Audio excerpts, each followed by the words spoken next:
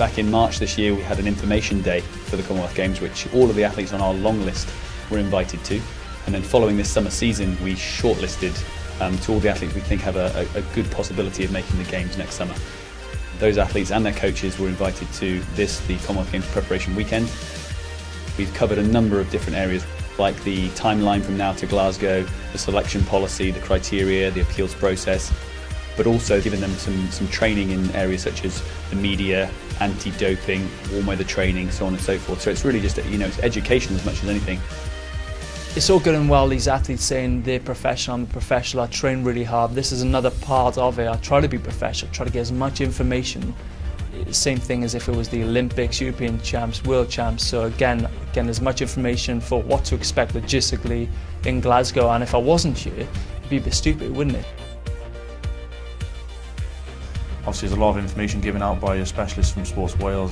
It's very useful going forward, and I think Commonwealth Games would be a lot tougher to prepare for if it wasn't for this.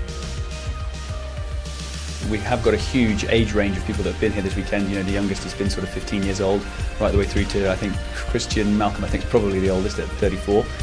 But yeah, there's a wealth of experience. This will be invaluable in their learning and development. It's great. I get a lot of experience out of talking to them and getting to know them, and it's great because they talk to me and treat me as if I'm in before. Yeah, it seems not so long ago I was one of these young athletes, but now I'm one of the more experienced guys, so I learned quite a lot coming from Delhi. I was a little naive for what to expect, and I've been to like World Junior Championships before where you just kind of fly in a couple of days before compete and go home, but this was obviously we're there for weeks and weeks on end, and I ended up putting on a bit of weight, putting on a few kilos, because obviously it's 24-hour food hall, and so I was a bit out of shape when I competed, which is obviously my own fault, but I went to the Olympics and that didn't happen because I was experienced, and now that will not happen again next year and I'll be prepared and ready.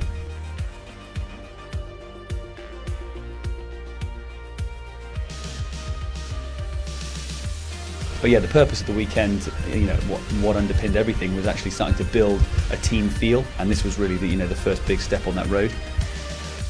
We've kind of started to merge as a group, and hopefully if I do go, I think it'd be a really good time in Glasgow, and we will compete very hard as well.